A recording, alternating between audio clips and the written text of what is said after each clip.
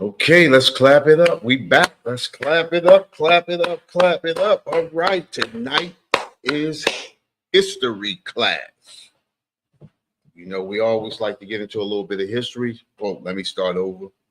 Where the Israelite School of Universal Practical Knowledge started out of 1 West, 125th Street, Harlem, New York, under commanding General Yohana. Been bringing this truth since 1969. And what is that truth? That truth is the so-called blacks, Hispanics, and natives are the true biblical Jews of the Bible, and our oppressor is the devil that the Bible speaks of. Yes, all right, all right. This is history class. You understand? Baltimore, under Captain Saparia. Tonight, Officer Mathum will be teaching. You understand? Tonight's class is America's new Stepin Fetch, the next generation of slave. You understand? I titled this class purposefully because there's a new generation of Stepin Fetch out there. If anybody doesn't know who Stepin Fetch is, listen, for a long time, I didn't know who Stepin Fetch was. I just saw this guy that used to be on TV back when I was young. We used to watch the Little Rascals or some of the old, really old movies. This guy used to be on there. And Stepin Fetch was a guy who was the stereotypical Negro in America in the 18th and the early in the 7th let me say that the 19th and the early 20th century. This was a stereotypical, and when you would hear Stepin Fetcher, you would see Stepin Fetch. He would be like, "Well, I don't know, boss. I don't know that typical stereotype. You understand?" And I would always look at him, and it'd be funny because I couldn't believe that a Negro could be that lazy the way he was put the character that he was portraying. You understand? And when you looked at TV back when I was young, that was a character that you was like, you laughed at him, you laughed because he did those stereotypical Negro things, you understand? And made us, at the time I was young, didn't know he was making us look bad. It was just funny. It was, to me as a kid, it was comedy, you know what I mean? But the one thing that I never knew is that Stepin Fetch was one of the richest Negroes on the planet at that time. One thing that we have to understand is that America is the land of propaganda. And America also understands that they can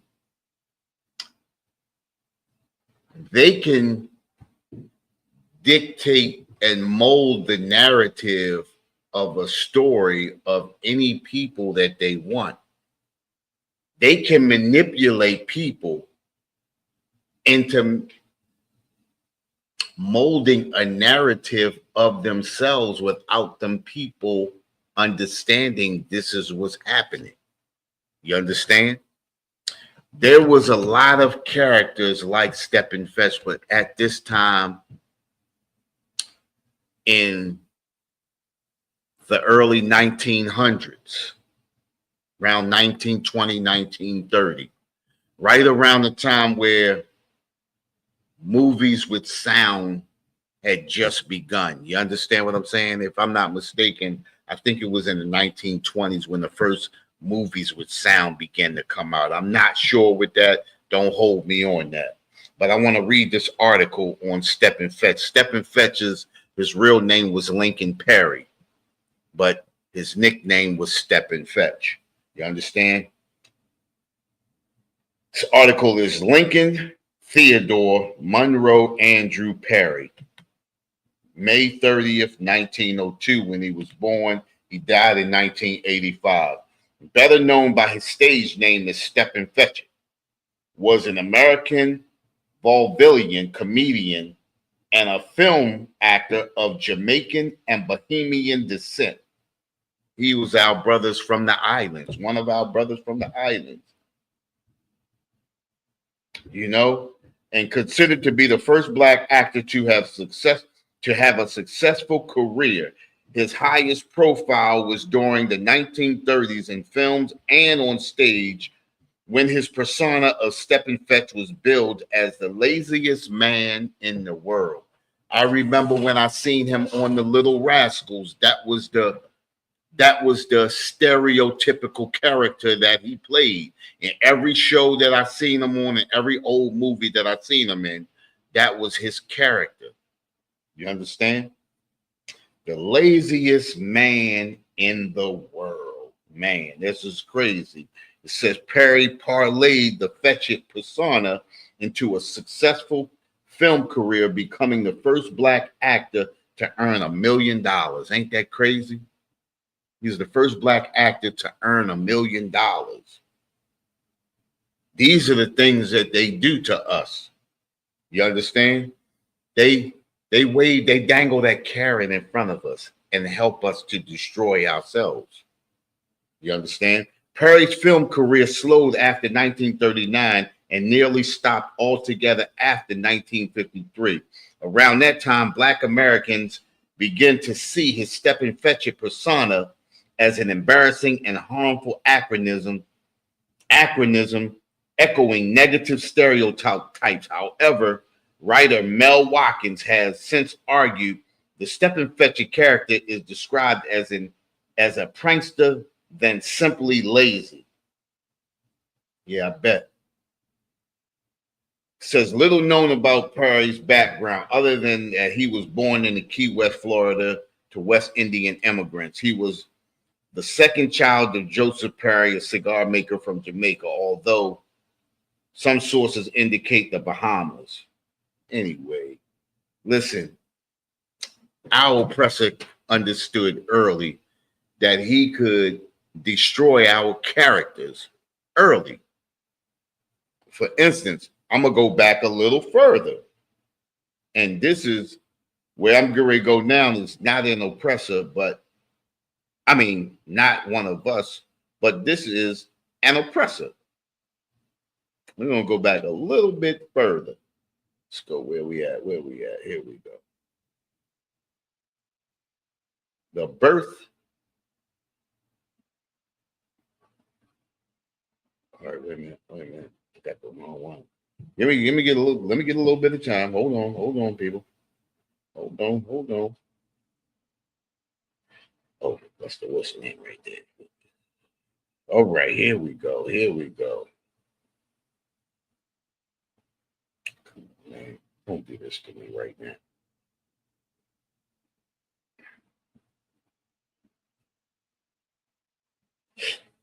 Come on.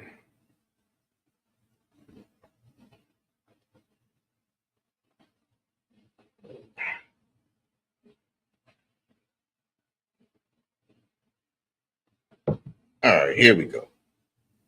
It's a 1920s image. Shows comedian Eddie Cantor wearing blackface while performing If You Knew Susie. Blackface was a minstrelsy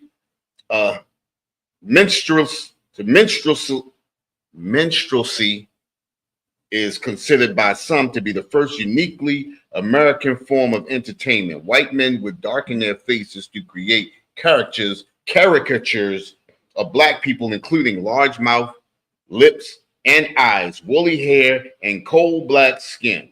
You understand? Blackface minstrelsies is considered by some to be the first uniquely American form of entertainment. Listen, being in blackface entertain white America.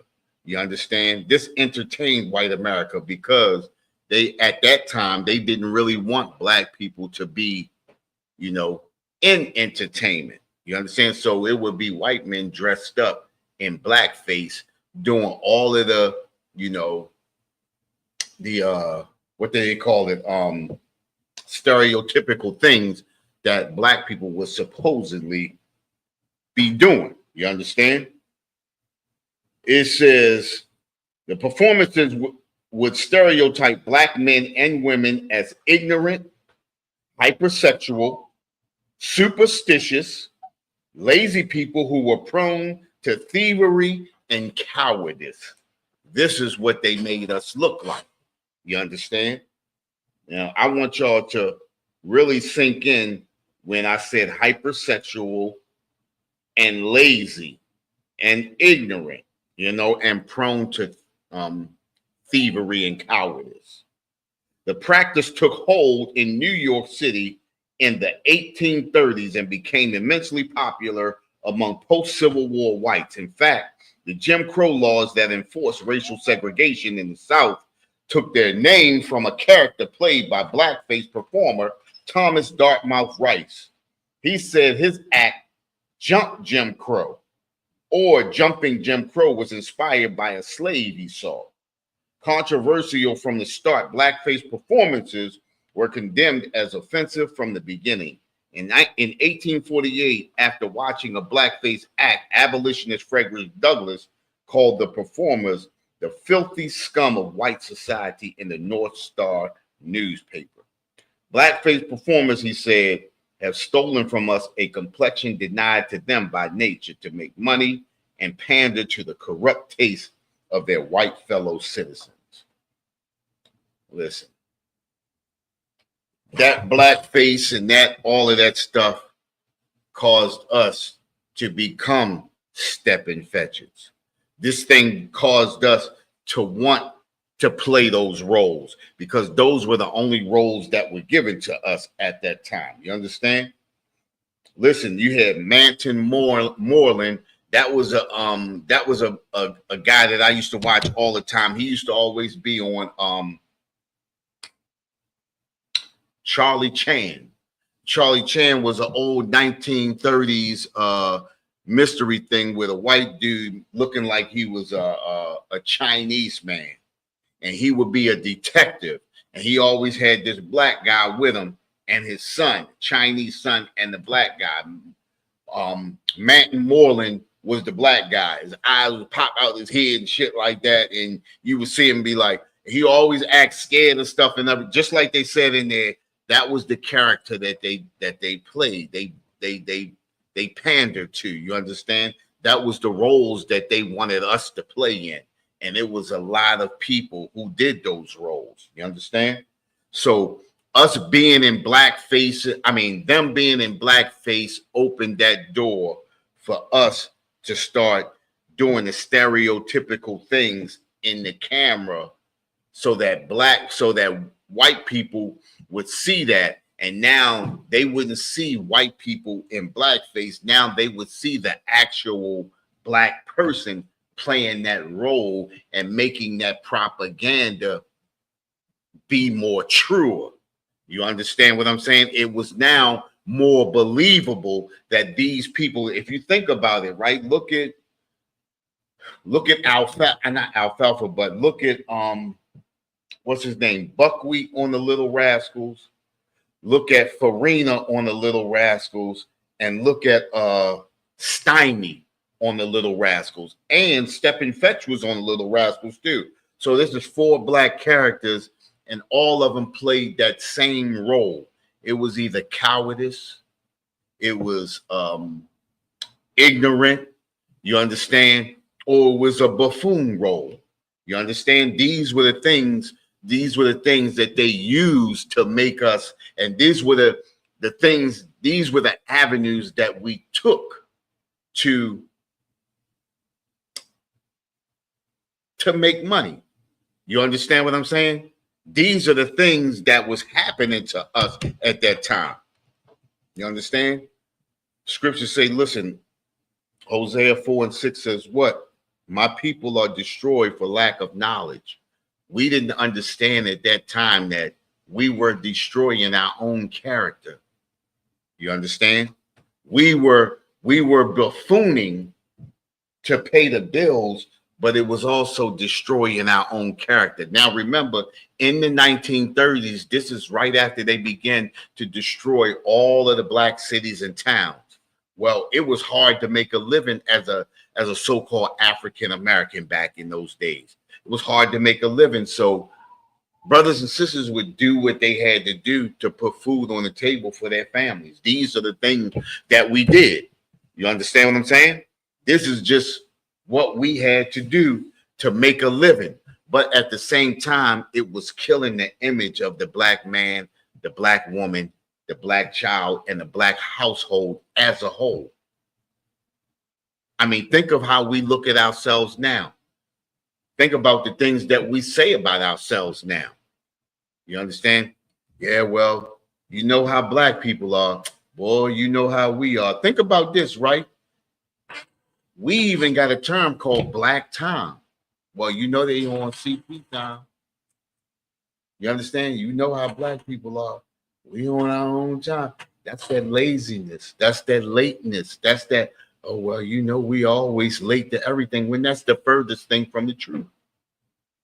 But we begin to believe the lies of white America. We begin to believe the lies of our oppressor, so much so that it's embedded in our brains. It's almost X-rayed onto our mind, into our minds, that that's just the way we are. When that's the furthest thing from the truth. Think about this. Our oppressor is the laziest thing on the earth, but we take that charge, and we happily take that charge. Our oppressor is the late one, but we happily take that charge. Our oppressor is the coward. Think about it. Our oppressor is the coward of the earth. An oppressor doesn't come to you man to man.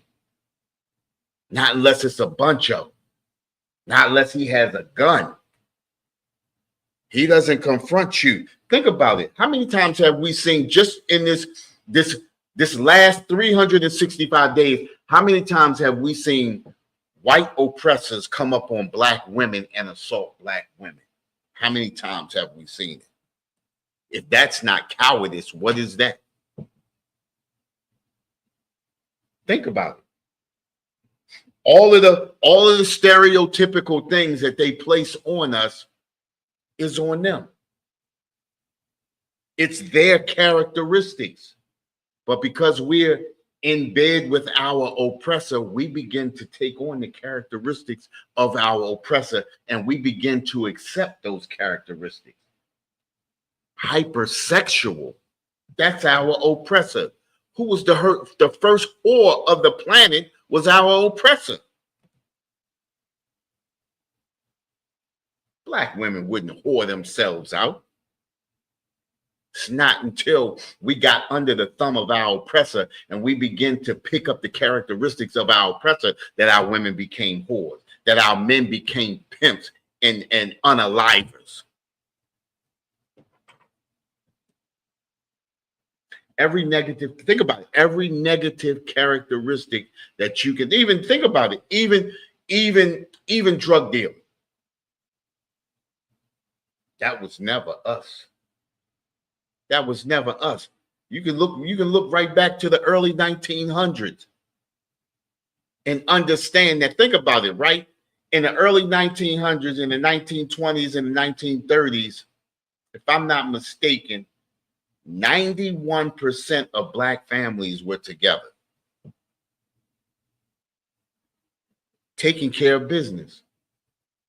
Because unlike our oppressor, we weren't afforded that space of evil where we could sell drugs or do things or do anything illegal or illicit. We weren't afforded that. So we had to make an honest living. This is the reason why we created our own cities and towns. Think about it. All of those negative characteristics that I read in that article were characteristics that perfectly described our oppressor. Perfectly.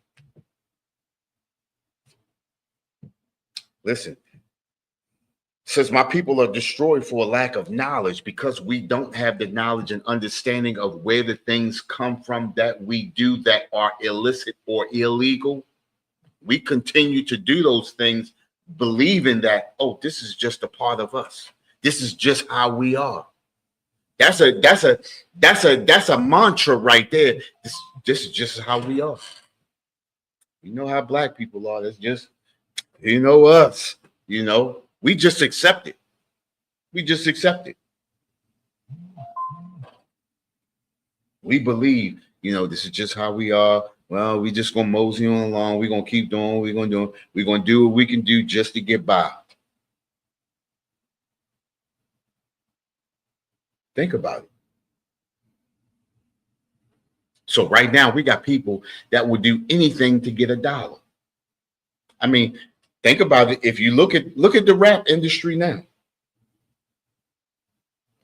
just in the 80s, think about it. From the 80s into the early 90s, look at the women from the 80s into the 90s. And then now look at the women from the 2000s up to this point. Look at the comparison. Look at the difference. From the 80s into the 90s, no funding, no sponsorship by our oppressor, or little. Now you got major sponsorship by the oppressor, and look at the difference now. Everybody looks like, all of our women look like total whores. All of our men look like the scum of the earth. We went to positive, speaking positive, rapping positive, to just gutter and hood. Glorifying the gutter and glorifying the hood. And think about it, right? The very ones who glorify the gutter and glorify the hood, as soon as they get enough money, they move right out and leave you to fend for yourself. Think about it. Stepin Fetchit. That's Stepin Fetch right there. That's Manton Moreland right there. Think about this, right? Got another man right here. Billy Kersands. Listen, I never knew what this dude's name was, but I used to see him on pictures all the time when I was young, right? Billy Kersands of Baton Rouge, Louisiana. He was born in June. What was he born? June 30th, 1915. Artesia, New Mexico. Was an African-American comedian and dancer. He was the most popular black comedian of his day, best known for his work in blackface minstrelsy. In addition to, he a black man doing blackface. In addition to skillful acrobatics, that's us. Sorry. Dancing and singing, that's us. And instrument playing, that's us. Kersan was renowned for his comic routines involving his large mouth, which he could contort comically or fill with objects such as billiard balls or saucers. Big mouths. Black people got big mouths, big lips, and all of that type of stuff. Show big teeth. Teeth look like chiclets. That's us. That's what they give us. You understand? This is the stereotypical us. This is what we make us look like. It says, listen. It says his stage persona was that of a dim-witted black man of the type that had been popularized with white minstrel shows. Modern commentators such as Mel Watkins cite him as one of the earliest black entertainers to have faced the dilemma of striking a balance between social satire and the reinforcement of a negative stereotype. He reinforced that negative stereotype about black people. We good for nothing. Listen, the stereotypical us is we good for nothing but buffooning. Nothing but buffooning. Even if you're a person on a sports show, they'll get you to buffoon in a way where you tear your own people down. They do that too.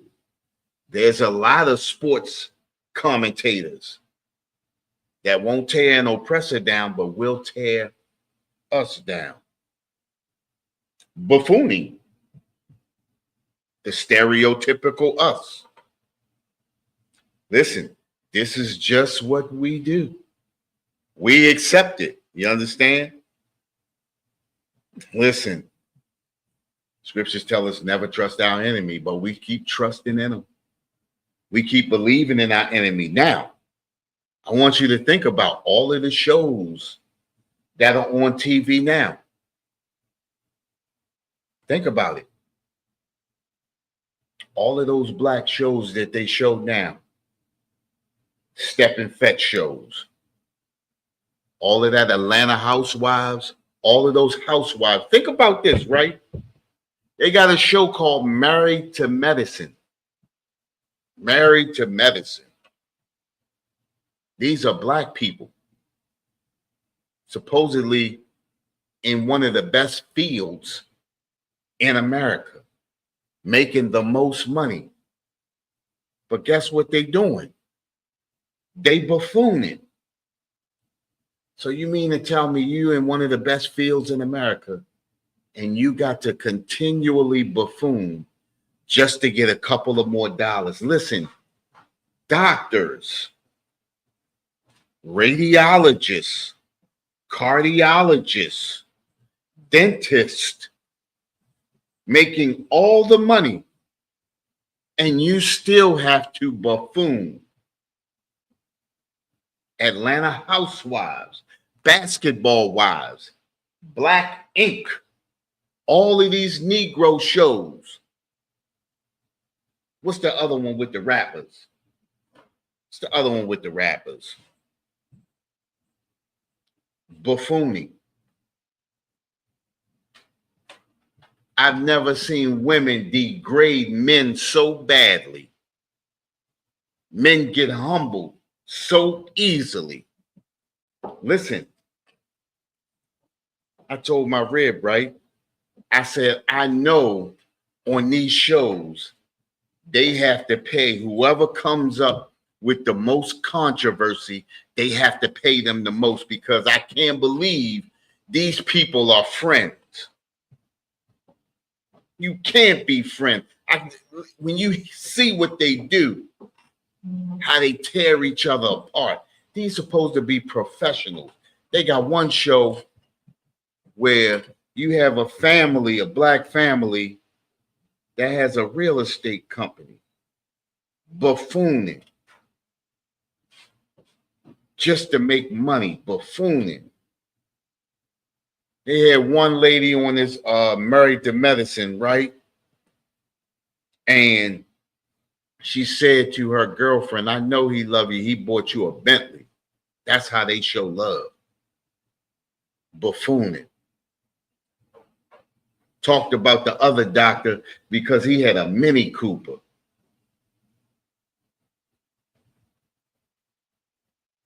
We destroyed as a people. Buffooning. Buffooning so the oppressor can make more money. Think about this, right? For every $1,000 that he give you, he making $1 million. For every $1,000 that he give you, he making $1 million. Not 100,000. He's making $1 million. Every $1,000. All of these shows do nothing but degrade our people. Listen, all of those shows are the new Step and Fetch. These are the new slaves of America. These things that we watch on this show makes us go back and follow behind and do what they do. This is the reason why you got so many women talking about they They independent. Black women independent. If you're so independent, you shouldn't need child support. You shouldn't need no help from your kid's father, anything like that. You're so independent. Black men, you lay down with anything. Black men lay down with anything. Don't know nothing about the sister or nothing. Next thing you know, you having babies all over the place and being destroyed by evil women. You turn out to be an evil brother. Listen, the Bible tells us a wicked woman for a wicked man. Listen, if you always picking wicked women, you got to start looking at yourself. We destroyed as a people. We living up to the stereotypical persona that they created for us. If you are a woman and you keep picking evil men, you need to start looking at yourself. Nobody sits around and tries to, well, let me get an understanding of this person. Let me figure out who they are.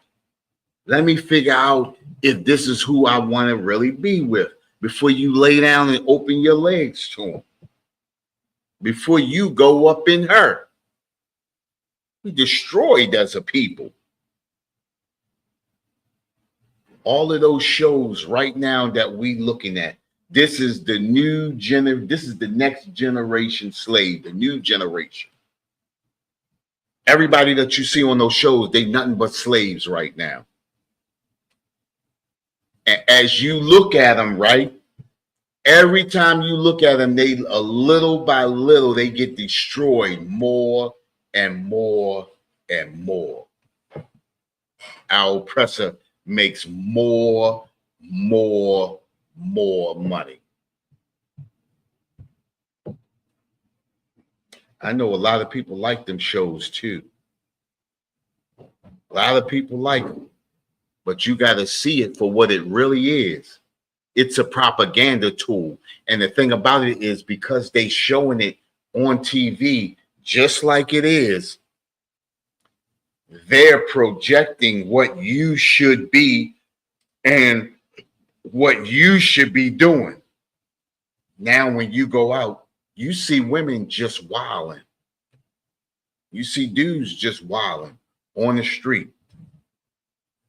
because they have created a scenario. They have created a persona, and now we living up to it. Now it's being implemented in our minds, and now our minds are locking in, and now we're doing what we saw. Not understanding this is the propaganda of America. America's propaganda is slowly but surely destroying us. Matter of fact, let's see, what is propaganda? Propaganda, information, especially of a biased or misleading nature, unfairly prejudiced for or against someone or something, used to promote or publicize a particular political cause or a point of view. That point of view is us and how we are. They're using this propaganda to fall onto us and onto our children and onto the next generation.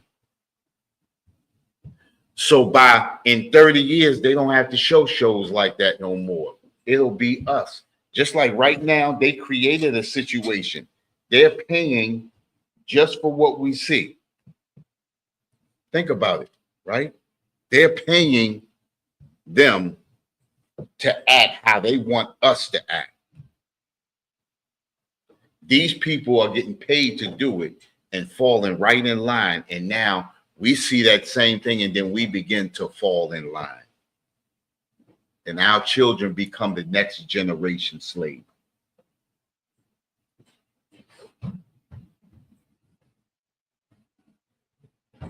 We got to stop following our oppressor.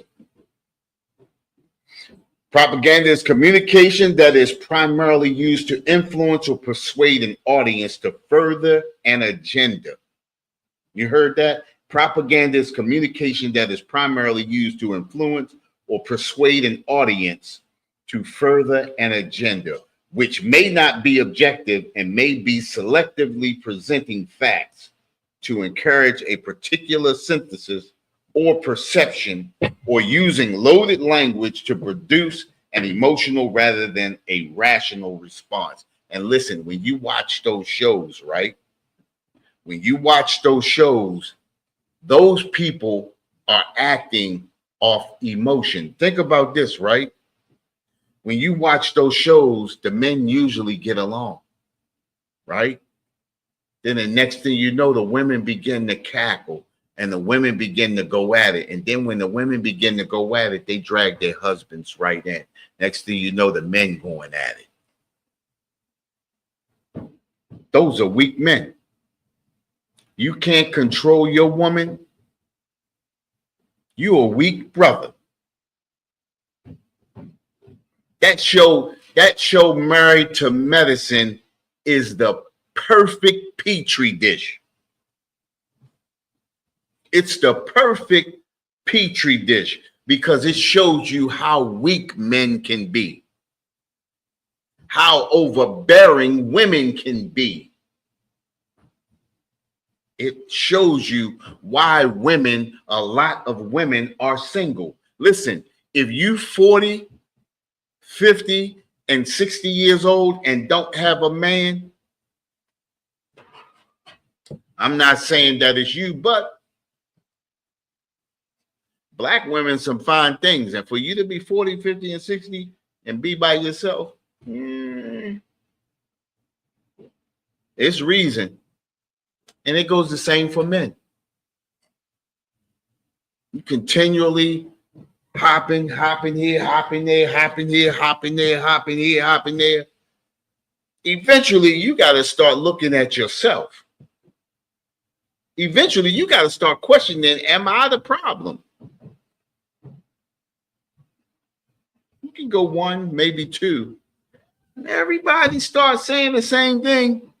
You got to start looking at yourself. And this is the problem, right? Because we're so emotional as a people. We're so emotional as a people. We don't want to believe that it's us. We always want to point the finger. Oh, no. That's them. That's them.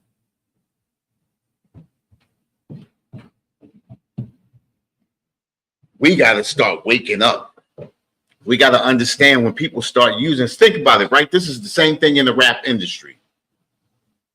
When our oppressor saw that we had something great, our oppressor slid right in and began to destroy us.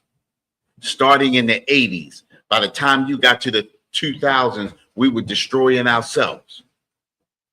Well, it's the same thing with this reality TV. This reality TV started almost 25 years ago.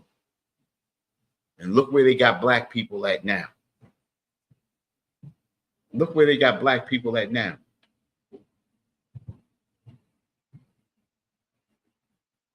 This is the new generation slave. All that step and fetch. That's all that is. Step and fetch. Listen, we performing a persona that's not us, but we performing it so much so that it's becoming us. It's becoming us. Well, think about it, right? We not even surprised. We not even surprised when black women come outside half naked and everything showing now.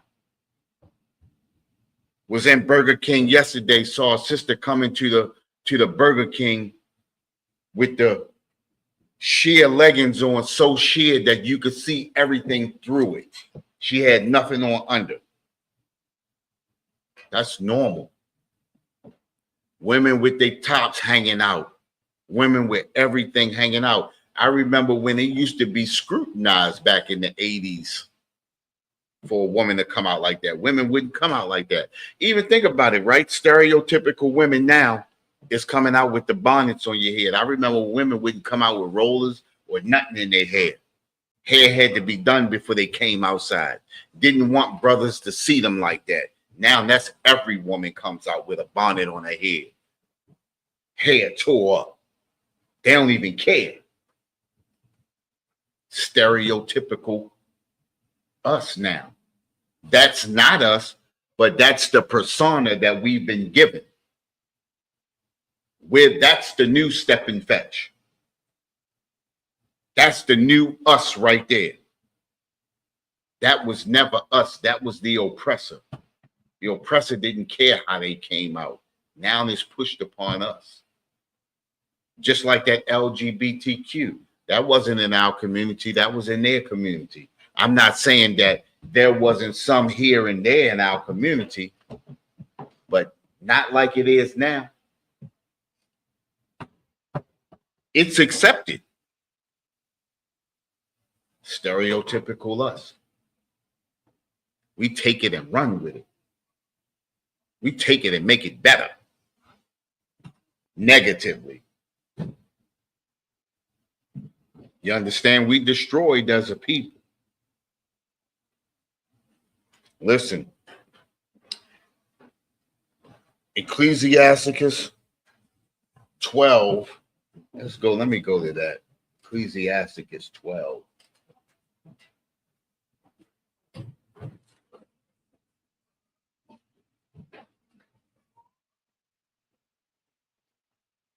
Oh, here we go. Ecclesiasticus 12.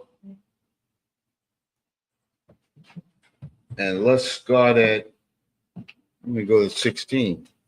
Ecclesiasticus 12 and 16. Listen, Ecclesiasticus chapter 12, verse 16 says, an enemy speaks sweetly with his lips. And that's how our oppressor does. Speaking sweetly with your lips. Hey, listen, I'll give you this if you do this. It says an enemy speaks sweetly with his lips. Hey, listen, I'm going to make you a star.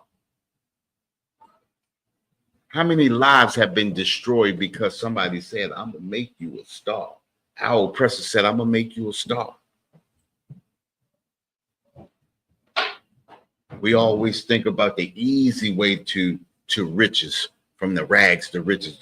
That's the thing that we look at, from the rags to riches thing.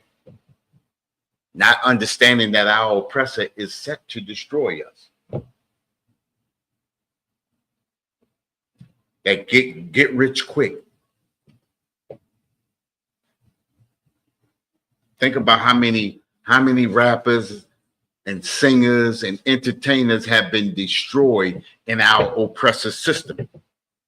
We see it. Listen, you ever see that show Unsung? You hear it 100% of the time on Unsung. How everything started off beautifully for this person.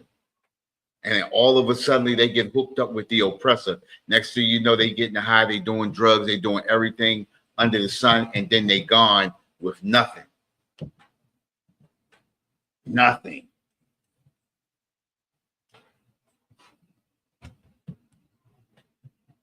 Nothing. After you dead and gone, they making pies named after you. They got new songs coming out. You ain't even made. AI making new songs. Our oppressor making songs with your voice singing, with your voice singing.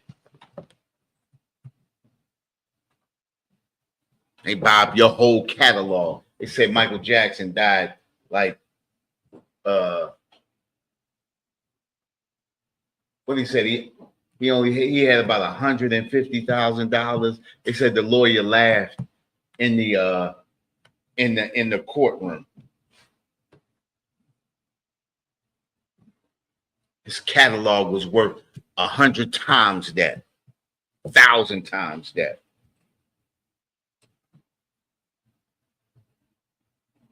These are the things they do. Prop us up, old step and fetch. Oh yeah, we know the nigga's gonna go for this. Let's give him that. He'll give us this, and then we're gonna take everything. Listen, it says an enemy speaks sweetly with his lips, but in his heart he imagineth how to throw thee into a pit. Listen, we've heard all of the evil stories about those contracts being signed. They talked about Diddy, how the contracts that Diddy had brothers and sisters signing. He nothing but an extension of our oppressor. But in his heart, he imagineth how to throw thee into a pit. Listen, they want to get you into a situation where you have no way out. Next thing you know, about 5 years later, you're on the side of the road selling fruit. This is what the oppressor does. This is our oppressor's main objective. To get as much money out of you as possible and then throw you to the curb, throw you away.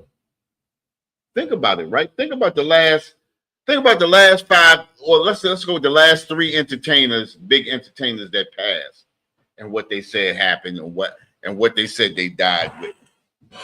How does Michael Jackson die broke? How does Whitney Houston die broke? How does Prince die broke? Somebody explain that to me. An enemy speaks sweetly with his lips, but in his heart, listen, in his heart, he imagineth how to throw thee into a pit. Michael Jackson died getting high. Whitney Houston died getting high. Prince died getting high. How ironic. Listen, new Stepin Fetch. I'm going to use you. I'm going to make you into a persona, and then I'm going to throw you away.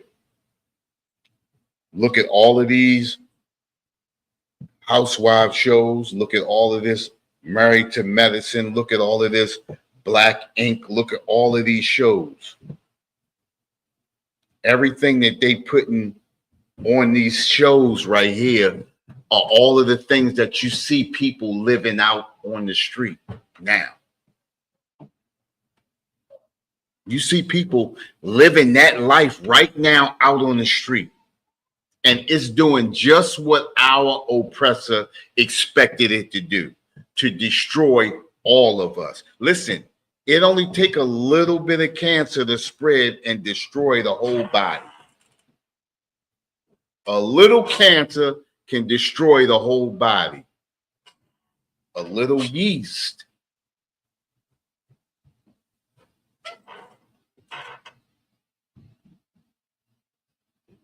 Listen, this is who we are. Listen, but the thing is we're better than this. We're better than this. We're letting a child destroy us. Our oppressor has a childlike mind. We're falling to children. We're falling to a lesser people. We fall into a lesser people.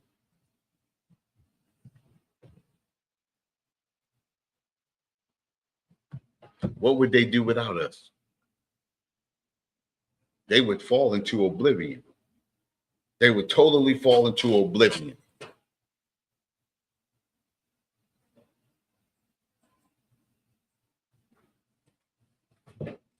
Where was we at? Let me get back to this. Listen. Where was it at? Where did I put it? Here we go. It says, an enemy speaks sweetly with his lips, but in his heart he imagineth how to throw thee into a pit. He will weep with his eyes, but if he find opportunity, he will not be satisfied with blood. And listen, our oppressor could never be satisfied with just blood. He wants your very essence. He wants your very soul. And listen, a lot of brothers and sisters have given up their very soul to what they believe is success. We watch these people on these shows give up their very dignity. They give up their morals for what they believe to be success. Think about it, right? How can you get doctors people who are doctors to give up their morality.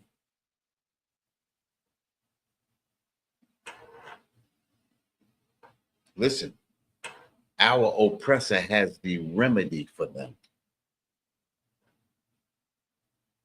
If you can't read the oppressor, you're going to fall under the thumb of the oppressor. That's just it.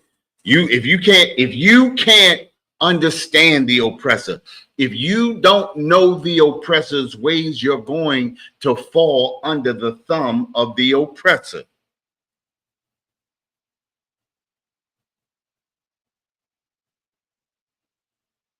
Modern day Stepin Fetchits. Every negative thing, think about it, right? Every negative thing that they put out there about us that's untrue, these people portray on these shows. Loudmouth, big mouth women, weak, cowardice men, slow men, uneducated men. Think about it, right? These are doctors. And they seem to be inept and uneducated. Let their women run them.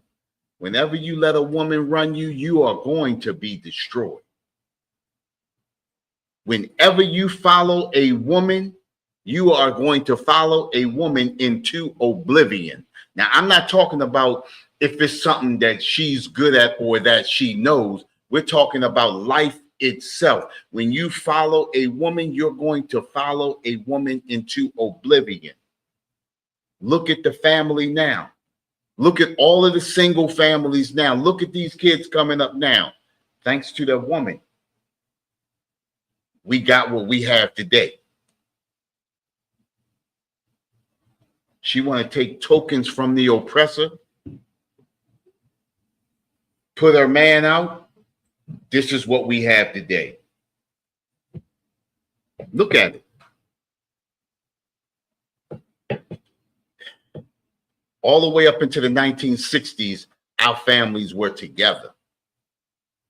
And I'm saying on average, I ain't saying every family, but most of our family, we had the highest number of mothers and fathers in the household with their children, way above our oppressor. Way above our oppressor. You look at those shows now, a lot of those women have been divorced. A lot of those women are single. A lot of those women are by themselves looking for other men and everything like that, because these women are destroyed for lack of knowledge. Out of all of the money that they're making, they still unhappy. All of the money that these men made, they live in miserable lives. Whenever you under the thumb of your oppressor, you have no choice but to live a miserable life. No choice. You understand? Listen, America is totally against the black family. Totally against so-called blacks, Hispanics, and they think about it, right? If America wasn't against the children of Israel, you wouldn't have our brothers and sisters on reservations right now. A lot of our brothers and sisters on the reservations without running water, but we don't understand because we following behind our oppressor, fulfilling the propaganda of making us look like the people that we are not. Got babies in cages. Listen, we got brothers incarcerated, unjustly incarcerated, living out that same, that image that they portray of us. Same image that they portray of us.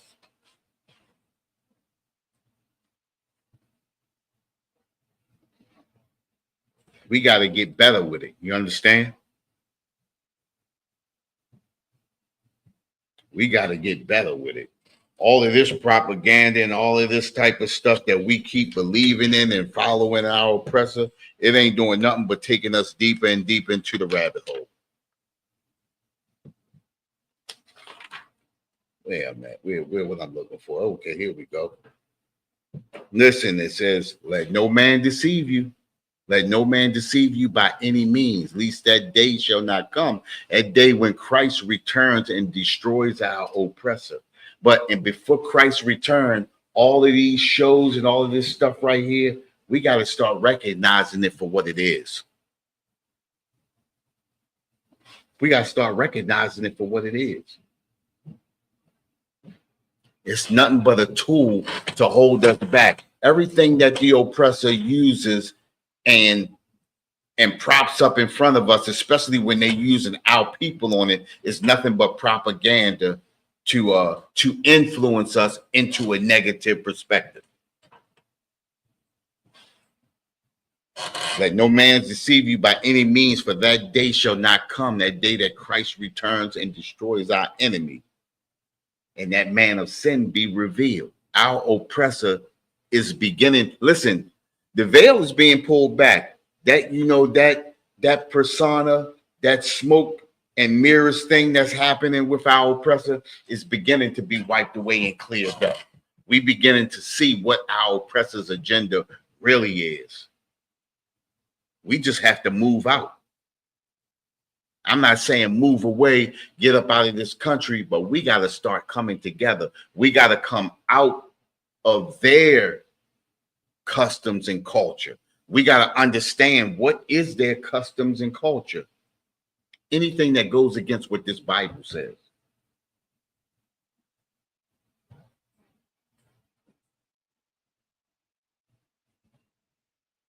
All of the bickering and fighting that you see on these shows, that's not typically us. That's our oppressor. All of the old shows you see, our oppressor, that's how our oppressor handles his situation. That's how he handles all his situations. All that getting high stuff, that's not us. Listen, that's Moab. Listen, I got over 500 karate movies, and damn near all the karate movies, Moab getting high. Moab sniffing opium. Moab eating dogs and snakes. A lot of this stuff that we doing is not us. Think about it, right? I remember when black people would not eat no, what's that squid, the octopus. Now they eating it. Calamari. I'm waiting to see y'all start eating the live stuff like they be doing over there in China, eating the live squid. I want to start seeing y'all doing that. That's when I know y'all totally gone. But you're totally gone just following them eating that bull crap.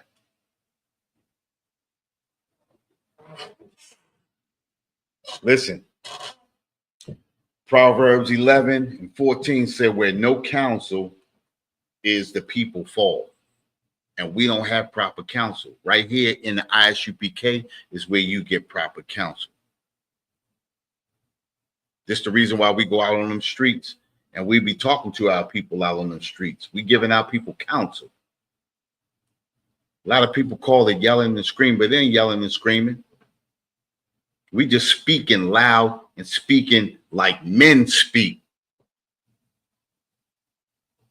You want to hear some sissy stuff, go to the Christian church.